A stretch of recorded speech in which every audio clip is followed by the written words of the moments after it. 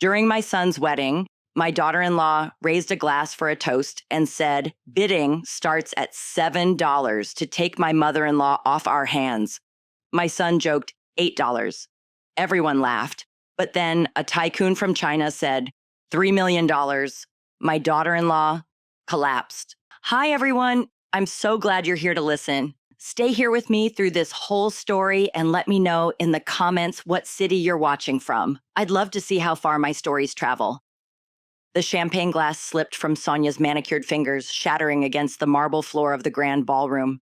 300 wedding guests fell silent, their laughter dying in their throats as they turned to stare at the distinguished Asian man who had just spoken from table 12. My heart hammered against my ribs as I sat frozen in my chair, watching my new daughter-in-law's face drain of all color before she crumpled back into her seat like a marionette with cut strings. $8. That's what my only child thought I was worth. 8 measly dollars for the woman who had raised him alone after his father died, who had worked double shifts at the diner to pay for his college, who had sold her grandmother's jewelry to help with the down payment on his first house. I felt the familiar sting of tears, but I refused to let them fall. Not here, not in front of all these people who had just witnessed the most humiliating moment of my 60-year-old life. The man at table 12 remained standing, his posture straight and commanding, despite the chaos his words had caused. Even from across the room, I could see the expensive cut of his navy suit, the way he carried himself with quiet authority. He looked completely unfazed by the shocked stares and whispered conversations erupting around him. I had sacrificed everything for Tommy after his father's sudden heart attack when he was just 16. The insurance money barely covered the funeral expenses, leaving us with a mountain of debt and a mortgage I could barely afford on my waitress salary. I took on a second job cleaning offices at night, my hands raw and aching by morning, my back screaming from bending over toilets and scrubbing floors. But I told myself it was worth it. Every late night, every missed meal, every social invitation I declined because I couldn't afford new clothes. It was all for Tommy's future. He had been such a sweet boy back then, bringing me dandelions from the yard and telling me I was the prettiest mom in the whole world. When did that change? When did I become an embarrassment to him instead of the person who loved him most? The transformation had been gradual, so subtle I barely noticed it happening. First, it was spending more time with friends than at home. Then it was eye rolls when I tried to give advice. Finally, it was meeting Sonia, and suddenly I wasn't welcome at family dinners anymore because I embarrassed them with my working-class mannerisms and outdated clothes. I had spent 3 months planning what to wear to Tommy's wedding, saving every tip from the diner until I could afford something special. The pale blue dress hanging in my closet had cost more than I usually spent on clothes in 6 months, but this was my son's wedding day. I wanted to look like I belonged, like I was worthy of being called the mother of the groom. That morning, I had stood in front of my bedroom mirror for an hour, applying makeup with trembling hands. At 60, my reflection showed every year of hard work etched in the lines around my eyes, every sacrifice written in the silver streaks of my hair that I couldn't afford to color professionally.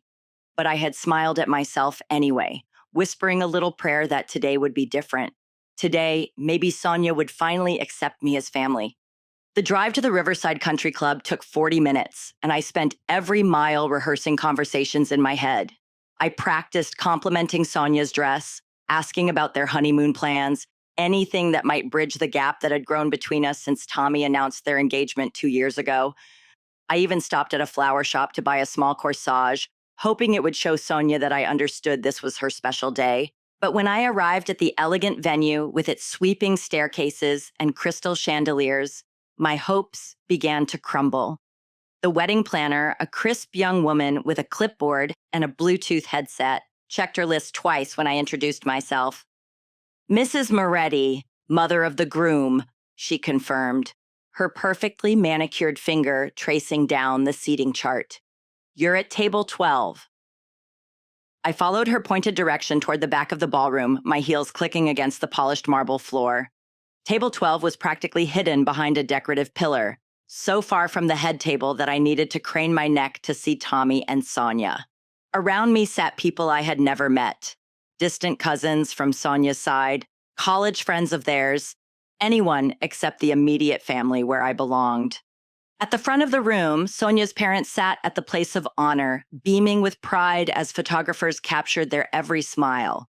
Sonia's three sisters, all bridesmaids in matching rose-colored gowns, clustered around the bridal table like beautiful flowers. Tommy sat beside his new wife, handsome in his black tuxedo, but when our eyes met across the crowded room, he quickly looked away. I had raised him alone for 24 years, been his cheerleader at every baseball game, driven him to every college interview, celebrated every achievement as if it were my own. Yet here I was, relegated to the shadows like an unwanted guest at my own son's wedding. The elderly Chinese gentleman beside me noticed my discomfort and offered a kind smile, but I was too hurt to respond with more than a polite nod. The ceremony itself was beautiful, I had to admit. White orchids cascaded from every pillar, and soft piano music drifted through the air as Sonia walked down the aisle in a gown that probably cost more than I made in 3 months. Tommy's face lit up when he saw her, the same expression he used to have when I surprised him with his favorite cookies after school. My heart ached watching him, remembering the little boy who used to crawl into my bed during thunderstorms, who once made me a Mother's Day card that said, "You're my hero," in crayon. I dabbed at my eyes with my tissue, trying not to let my mascara run. Despite everything, this was still my son getting married. I wanted to be happy for him, even if happiness felt impossible while sitting alone at the back of the room. The vows were traditional, predictable, but when Tommy promised to honor and cherish Sonia above all others, I felt something crack inside my chest. Above all others. Did that include the mother who had given up everything for him? The woman who had never remarried because she couldn't bear the thought of any man taking attention away from her precious son? After the ceremony, guests mingled during cocktail hour while the wedding party disappeared for photographs. I stood awkwardly by the bar, nursing a glass of white wine and watching families reunite with hugs and laughter.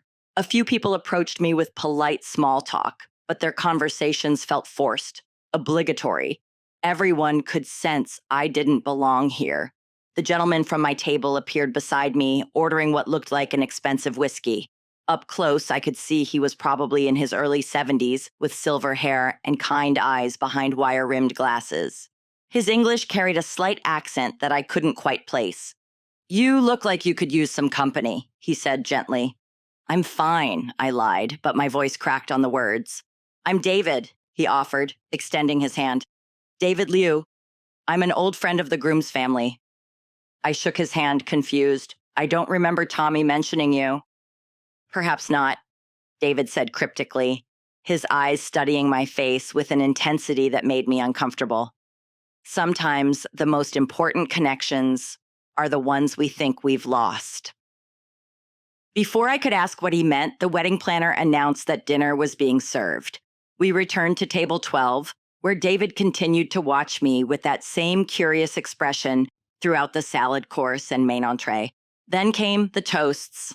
Sonia's father spoke first, welcoming Tommy into their family with warmth that made my throat tight with envy. Tommy's best man told embarrassing college stories that had everyone laughing. Finally, Sonia stood up, champagne flute glittering in the candlelight, her smile too bright and sharp. "I have a special toast tonight," she announced, her voice carrying across the suddenly quiet ballroom. "As many of you know, Tommy's been such a devoted son, always worrying about his dear mother. She's been feeling a bit under the weather lately, haven't you, Susanne?" All eyes turned to me, and I felt heat flood my cheeks. I wasn't sick. I'd had a minor cold 3 weeks ago that I'd mentioned during one phone call. "So I thought," Sonia continued, her smile growing wider and more predatory, "why don't we have a little fun?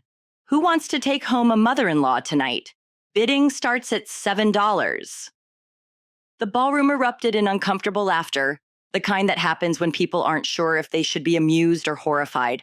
I gripped my napkin so tightly my knuckles went white. my entire body frozen with humiliation. 300 people were staring at me like I was a piece of unwanted furniture at a garage sale. Someone from Sonia's sorority table called out, $7.50, which sent another wave of laughter rippling through the crowd. Then Sonia's cousin shouted, $10, and suddenly it became a game. My worth reduced to pocket change while everyone treated my pain as entertainment. I looked desperately at Tommy, my sweet boy who used to defend me against neighborhood bullies, who once punched a kid for calling me names. He was my only hope to stop this nightmare, to stand up and tell his wife that this had gone too far. Our eyes met across the room, and for a moment I saw something flicker in his expression. Guilt, maybe, or recognition of how cruel this was. Then Sonia leaned over and whispered something in his ear, her hand possessively on his arm, and I watched my son make his choice. Tommy stood up slowly, champagne glass in hand, that familiar sheepish grin spreading across his face. The same smile he'd worn as a child when he was about to do something he knew was wrong but couldn't resist anyway. "Well," he said, his voice carrying clearly across the silent ballroom, "I guess I should get in on this action. $8. The words hit me like a physical blow. $8. My own son, the child I had carried for 9 months, nursed through countless illnesses, protected from every hurt I could shield him from, he thought I was worth $8. The laughter that followed felt like daggers piercing my chest. I wanted to run, but my legs felt like lead. I wanted to scream, but my voice had deserted me. All I could do was sit there, drowning in shame, while my son's wedding guests bit on me like livestock. Some faces in the crowd looked uncomfortable now, finally realizing they were witnessing something truly ugly. But others were still laughing, still treating my humiliation as the evening's entertainment. That's when David Liu rose from his chair beside me. He moved with deliberate grace, his presence suddenly commanding attention in a way that made the entire room fall silent. Even the waitstaff stopped what they were doing to watch this distinguished stranger who had barely spoken all evening. $3 million, he said quietly, but his voice carried across the ballroom like thunder. The effect was instantaneous and devastating. Sonia's champagne glass slipped from her fingers, exploding against the marble floor in a shower of crystal and golden liquid. Tommy's mouth fell open, his face going pale as he stared at David in complete bewilderment. The laughter died so abruptly it felt like someone had switched off a radio. David remained standing, unperturbed by the chaos his words had caused. In that moment, he didn't look like the quiet, elderly gentleman who had been making polite conversation at our table. He looked powerful, commanding, like someone accustomed to being obeyed without question. $3 million, David repeated calmly, his slight accent giving the words an exotic authority. For the privilege of caring for this remarkable woman. The silence stretched like a wire about to snap. 300 wedding guests sat frozen, champagne glasses halfway to their lips, all eyes moving between David and the head table, where Sonia had collapsed back into her chair, her face whiter than her wedding dress. Tommy looked like he'd been struck by lightning, his mouth opening and closing without any sound emerging. I stared up at David in complete shock, my heart hammering so hard I thought it might burst from my chest. This quiet man who had sat beside me all evening, making gentle small talk about the flowers and the music, had just offered $3 million for me. $3 million. More money than I could even comprehend, offered by a stranger who barely knew me. But as I looked at him in the soft glow of the crystal chandeliers, something stirred in my memory. Something about his eyes, the way he carried himself, the gentle tone of his voice when he spoke my name. Those eyes seemed familiar somehow, like an echo from a dream I'd almost forgotten. "I'm sorry," Tommy managed to croak, finally finding his voice. "But who exactly are you?" David smiled, but it wasn't warm. It was the smile of a man who held all the cards and knew it. "I'm someone who recognizes true value when I see it," he said, his gaze never leaving my face. "Someone who understands that worth cannot be measured in dollars and cents, though if we must speak in such terms, Mrs. Moretti is priceless." Sonia had recovered enough to sit upright, though she still looked shaky. But I could see the wheels turning in her head, the way her eyes narrowed as she studied David's expensive suit, his confident bearing, the Rolex glinting on his wrist. She was calculating, trying to figure out how to turn this disaster to her advantage. "Sir," she said, forcing a weak smile, "I think there's been a terrible misunderstanding. This was just a harmless joke between family members. Surely you can see that." "Harmless?" David's voice could have cut glass. "You turned this woman into a public spectacle at her own son's wedding. You encouraged 300 people to bid on her like she was a piece of furniture at an estate sale. In what universe is that harmless?" Tommy was looking around the room now, finally noticing the shocked faces, the whispered conversations, the way some guests were already reaching for their phones. The spell of cruel entertainment was broken, and reality was setting in. His wedding, which was supposed to be the happiest day of his life, had become a circus of family dysfunction. "Look, Mr. Tommy stepped forward, trying to take control of the situation. "Liu," David supplied coolly. "David Liu." "Mr. Liu, I appreciate your concern for my mother, but this is a family matter." "Family?" David laughed, but there was no humor in it. "A family protects each other. A family doesn't auction off their elderly members for sport. What I witnessed here tonight wasn't family behavior. It was cruelty." The word hit like a physical blow. Several guests gasped, and I saw Sonia's parents exchange horrified looks. They had been laughing along with everyone else just minutes ago, but now they were beginning to understand what they had participated in. "David," I whispered, the name slipping from my lips like a prayer, and he turned to look at me with those same dark eyes that had haunted my dreams for 40 years. "Hello, Susanne," he said softly, and suddenly I was 22 again, standing in the university library where we first met. I was a nursing student then, working part-time in the university library to help pay for my textbooks and rent. It was 1983, and I was engaged to Robert, a practical man from a good family who my parents approved of completely. Our wedding was planned for the following spring, a safe, predictable future mapped out in front of me like a well-worn path.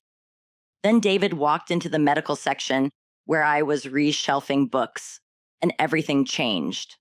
He was a graduate student in international business, brilliant and intense, with dreams of returning to Taiwan to help modernize his family's manufacturing company. We weren't supposed to notice each other. I was engaged to Robert, committed to a life of stability and convention. David was foreign, temporary, different from everything my parents had planned for me. But from the first night we worked together on a group project for economics class, something electric passed between us. He would find excuses to come to the library during my shifts, asking questions about books he probably didn't need. I would linger at the circulation desk when I knew he'd be studying at his usual table by the windows. We talked about everything: politics, literature, our dreams for the future. David saw the world in ways I'd never considered, spoke of possibilities I'd never imagined for myself.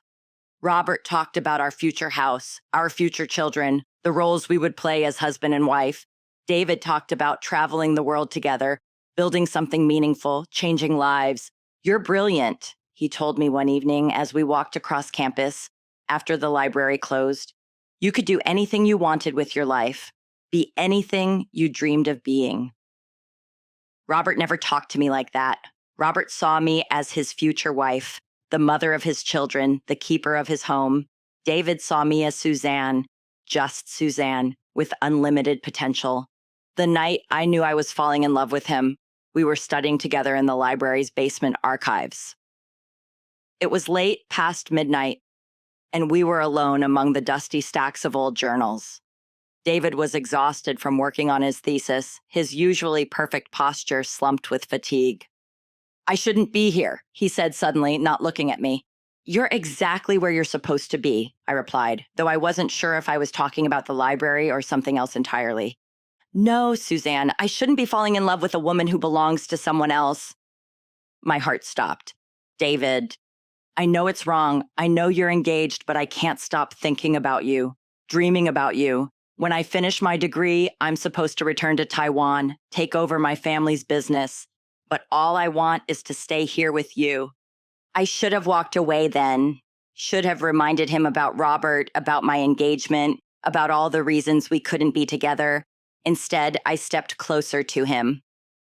I think about you too, I whispered. That was the beginning of 6 months of secret meetings, stolen kisses, and a love that burned brighter than anything I'd ever felt. David would bring me small gifts, books of poetry, jasmine tea from the international market, a jade bracelet that I hid in my jewelry box like a guilty secret. Come with me, he said one evening as we sat in his tiny apartment near campus. When I graduate, come with me to Taiwan.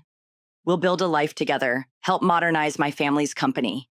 I can show you the world, Susanne. I wanted to say yes so badly it physically hurt.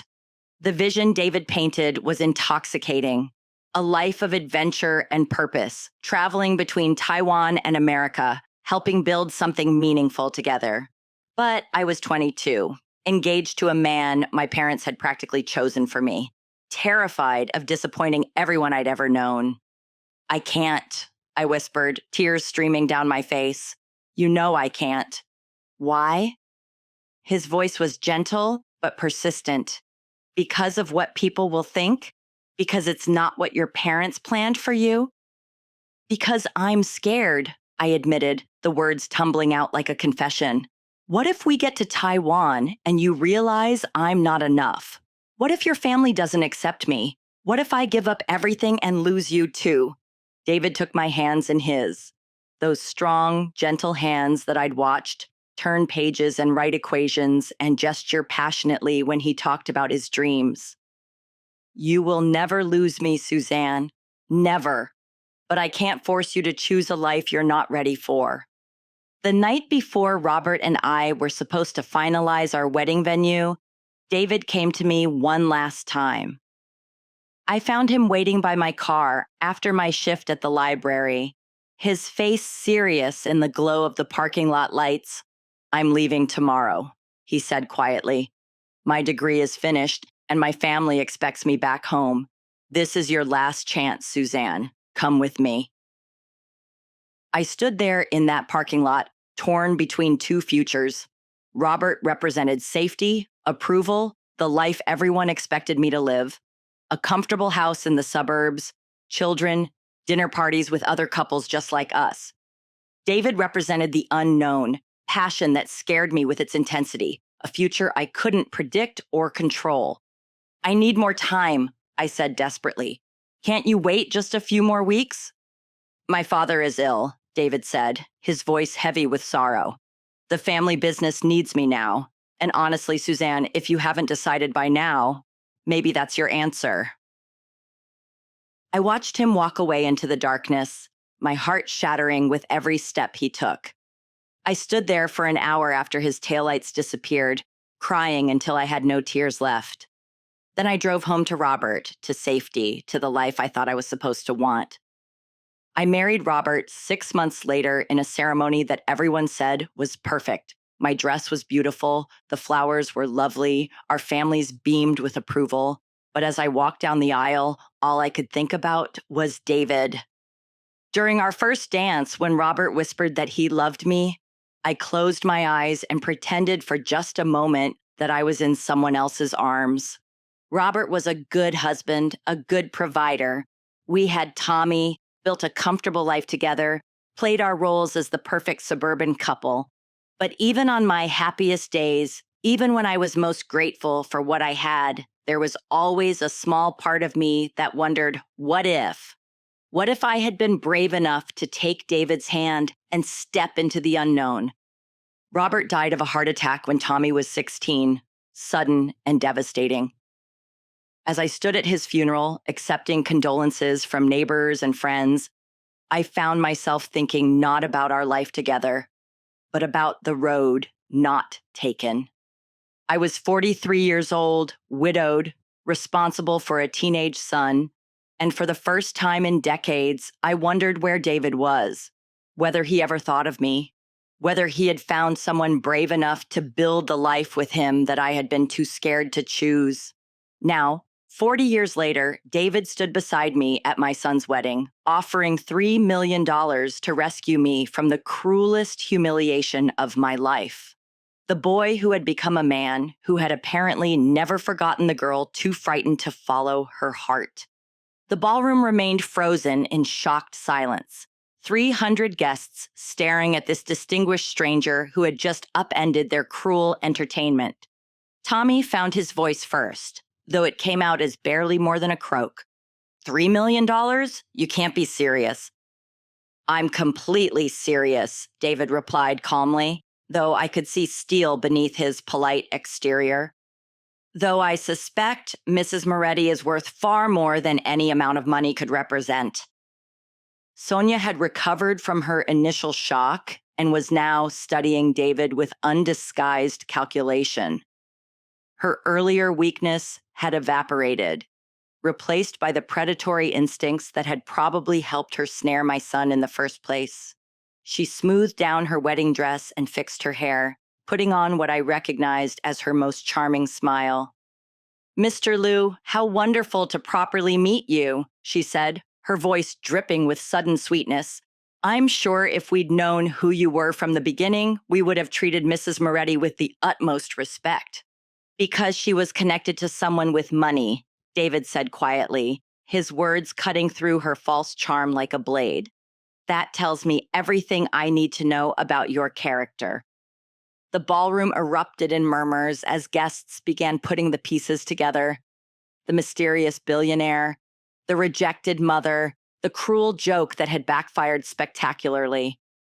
I could see people pulling out their phones, and I knew this would be spreading across social media within minutes. Tommy looked around desperately, finally understanding that his perfect wedding had become a public relations disaster. "Can everyone please just calm down? Let's handle this privately." "No," I said, surprised by the strength in my own voice. I'd been silent for too long, enduring disrespect privately for years. "I've handled your treatment of me privately for far too long, Tommy. I've made excuses for you, covered for your indifference, pretended it didn't hurt when you forgot my birthday or canceled our dinners because Sonia had other plans." I stood up slowly, feeling David's supportive presence beside me.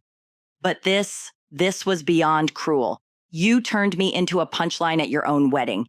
You told 300 people that your mother was worth $8. Tommy's face flushed red, sweat beading on his forehead. "Mom, it was just a joke. Sonia was just trying to lighten the mood." "By auctioning off your mother like livestock?" David's voice carried a dangerous edge. "Tell me, Tommy, what company do you work for?" Tommy looked confused by the sudden change of subject. "Henderson Electronics." "Why?" "And who do you think Henderson Electronics' largest client is?"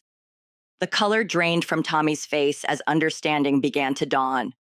"No, that's not possible." David pulled out his phone and scrolled through something quickly.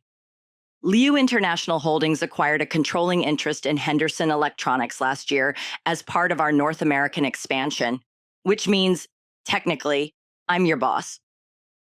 Sonia's mouth fell open in shock. Her carefully calculated charm crumbled as she realized the magnitude of what they'd done. They hadn't just humiliated a lonely old woman, they'd publicly insulted the man who controlled her husband's career. "Sir, we didn't know," Tommy stammered, his voice rising with panic.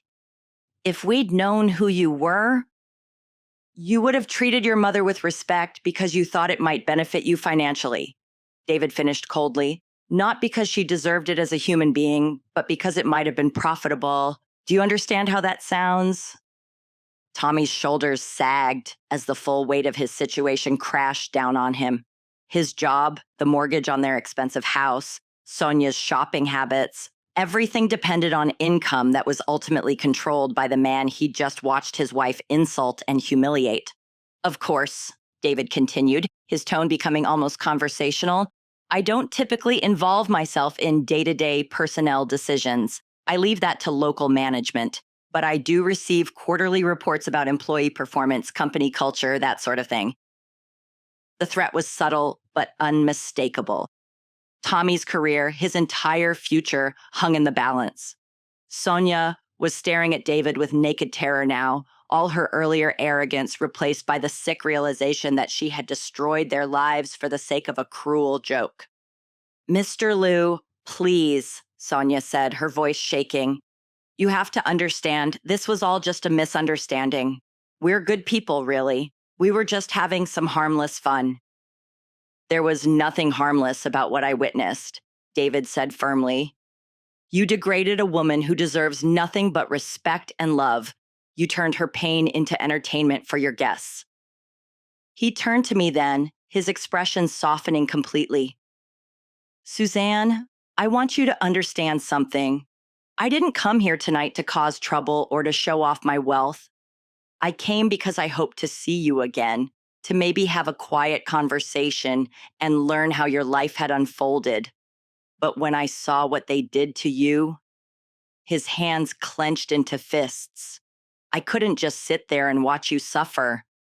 "You defended me when my own son wouldn't," I said softly, my voice thick with emotion.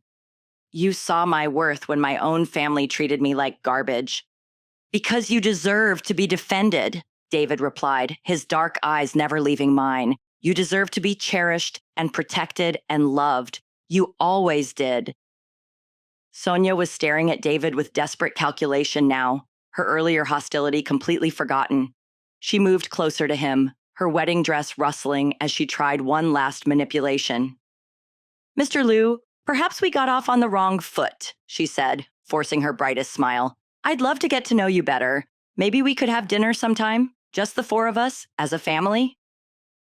"No," David said simply, his rejection so final it made Sonia flinch.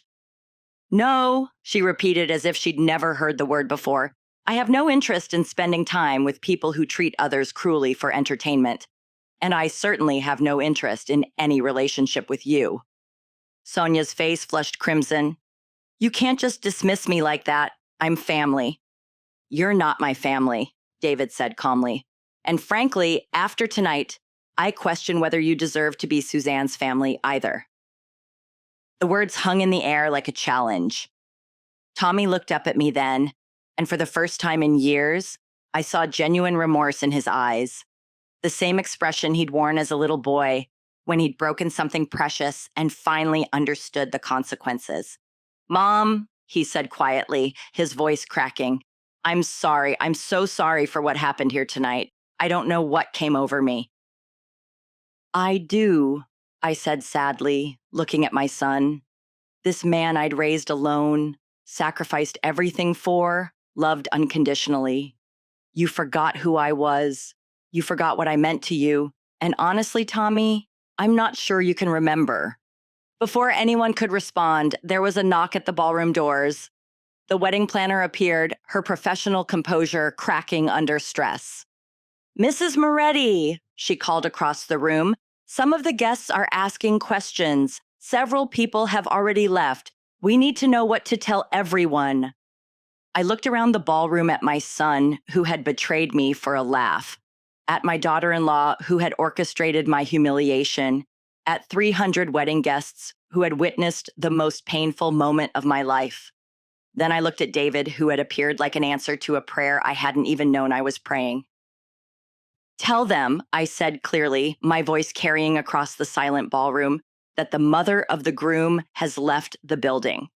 I picked up my small purse and walked toward David, my heels clicking against the marble floor with each step.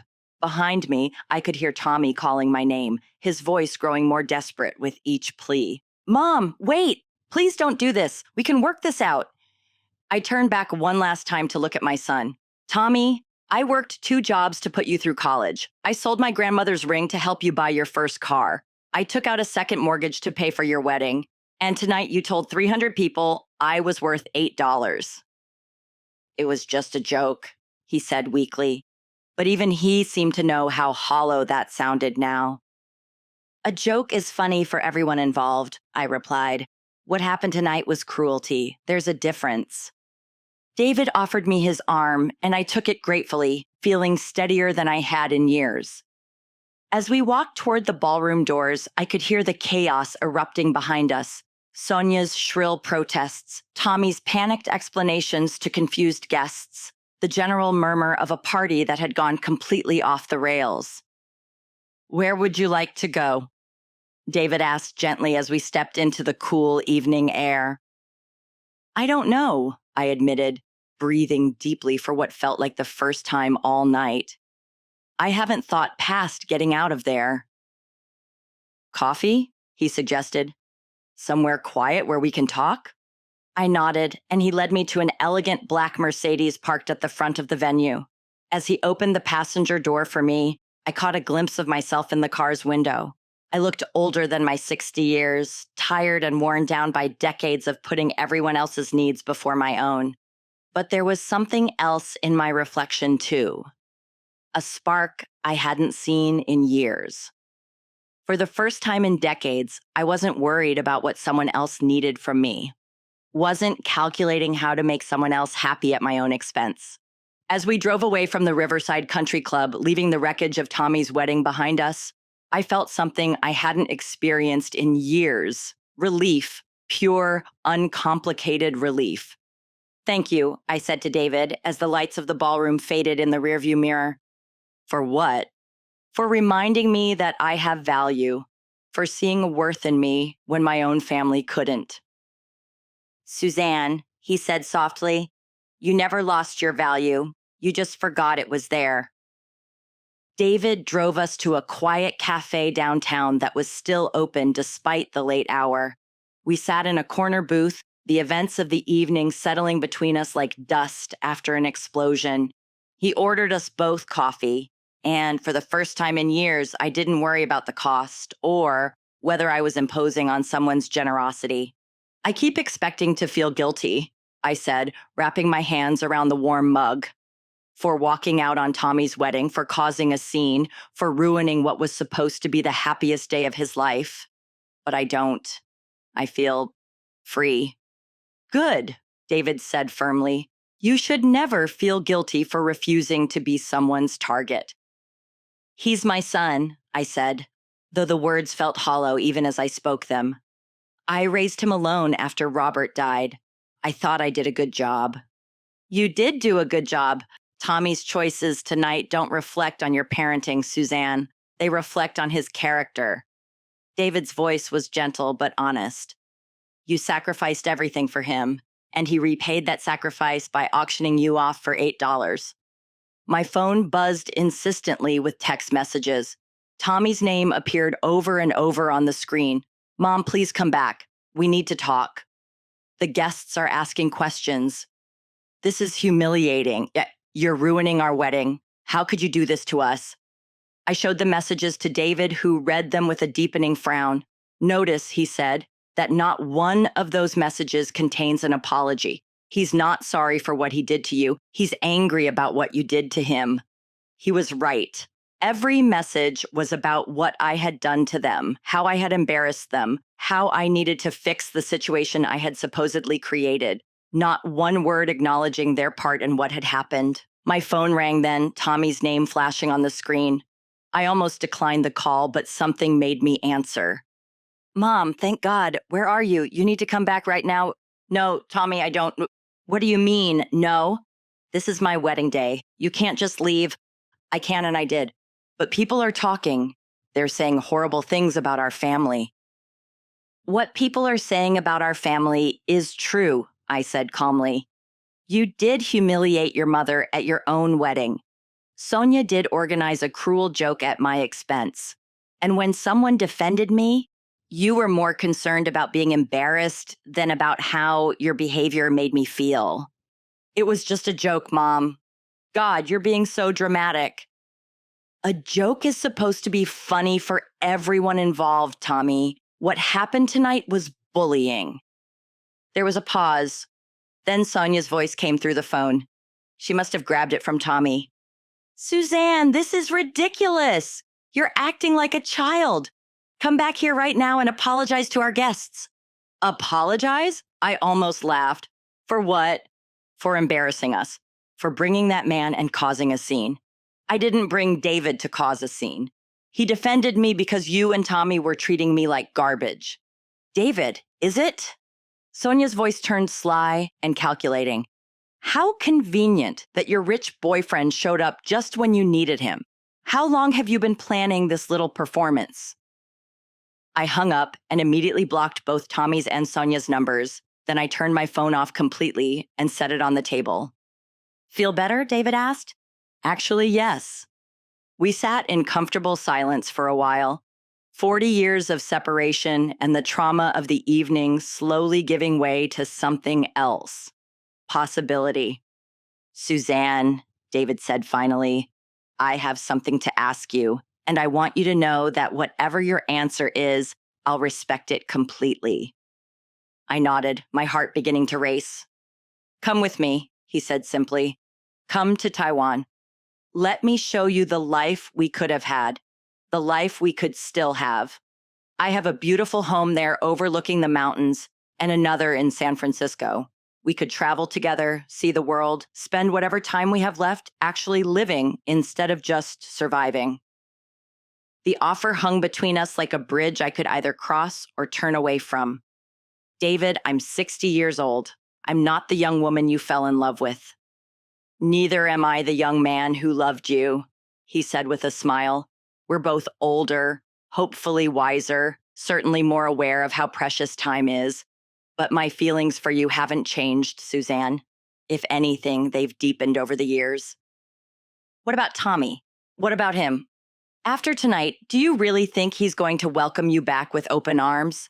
And even if he does, will it be because he genuinely wants you in his life? Or because he's afraid of what his association with me might mean for his career? I knew he was right. Tommy's attempts to get me back to the wedding hadn't been about love or regret. They'd been about damage control. I'm scared, I admitted, of choosing wrong again, of giving up everything and then regretting it.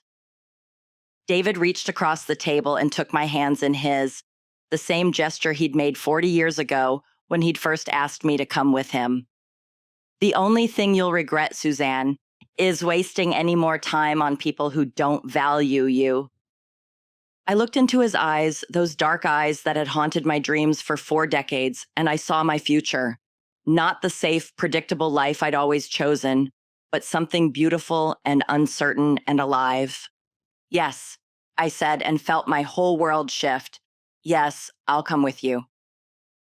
6 months later, I stood on the terrace of David's home in Taipei, watching the sunrise paint the mountains gold.